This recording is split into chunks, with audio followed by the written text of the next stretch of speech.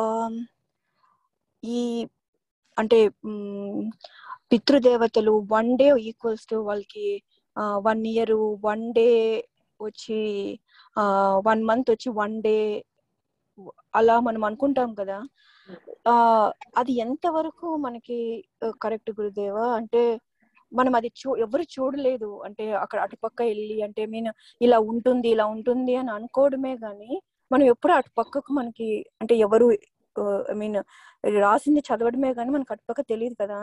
అన్ని మనం చూడం, అన్ని మనం చూసినయే గనకైతే ఇంకా శాస్త్రాలు అక్కర్లేదు, మహాత్ములు అక్కర్లేదు, ఈ మహర్షులైనటువంటి వాళ్ళు చెప్పక్కర్లా.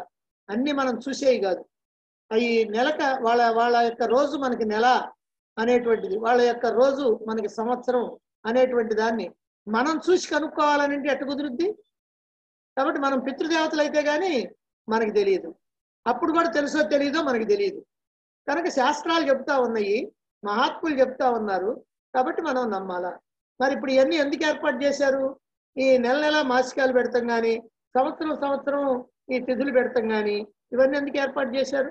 మనం సంవత్సరానికి ఒకసారి కనుక వాళ్ళు ఆహారం ఇస్తే ఏడాదికి ఒకసారి దీన్ని వాళ్ళు బతుకుతారా? మాట వరుసకు అనుకుందాం. కాబట్టి వాళ్ళకి కూడా రోజు కావాలి. రోజు కావాలంటే మనం సంవత్సరానికి ఒకసారి ఇస్తే సంవత్సరం వాళ్ళకి రోజు కాబట్టి వాళ్ళకి రోజు వచ్చినట్టు. ఇది లాజిక్. ఈ లాజిక్ని బట్టి మనం అర్థం చేసుకోవాలా, శాస్త్రాల్లో ఉన్నది కాబట్టి మనం అర్థం చేసుకోవాలా. అంతేగాని మనం అన్ని చూసి తెలుసుకోలేము. ఇప్పుడు మనం బ్రహ్మదేవుడి గురించి చెప్పుకున్నాం. ఏమంటే మీరు చూసి వచ్చారా అంటే ఎవరు చూసి వచ్చారు? అలాగనే పరమాత్మని ఎవరిని చూశారా? ఎవరిని చూడటానికి వీల్లేదుగా పరమాత్మని ఎవరిని చూశారని అంటే ఆయన పరమాత్మ కాదు. పరమాత్మని నేను చూశానండి అన్నాడు అనుకోండి, ఆ చూసింది పరమాత్మ కాదు. ఎందుకని? నువ్వు కనుక చూస్తే పరమాత్మ పరిమితం అవుతాడు, పరిమితం అయితే నశిస్తాడు, నశించేవాడు పరమాత్మ కాదు. కనుక ఇవన్నీ కూడా శాస్త్రీయంగా తెలుసుకోవాల్సినటువంటి విషయాలు.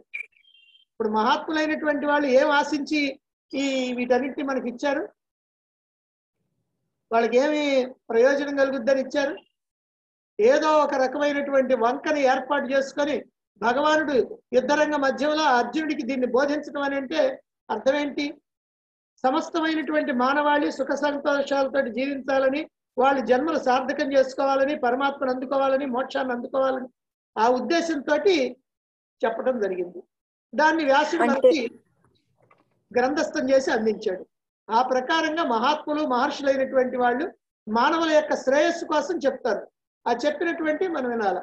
అంతేగాని మనం అన్ని కూడా మనం కంటితోటి చూసి చెప్పాలంటే ఎట్ట కుదురుద్ది? ఇప్పుడు మీ ముత్తాత తాతో ఉన్నాడు అనుకోండి, ఆయన ఉన్నాడా? ఇప్పుడు ఉన్నాడా అంటే ఏడు చూపించండి అంటే చూపిస్తారా? చూపించలేరు కదా. వాడు ఉన్నాడు, ఎందుకంటే ఆయన లేకపోతే మనం ఉన్నాం.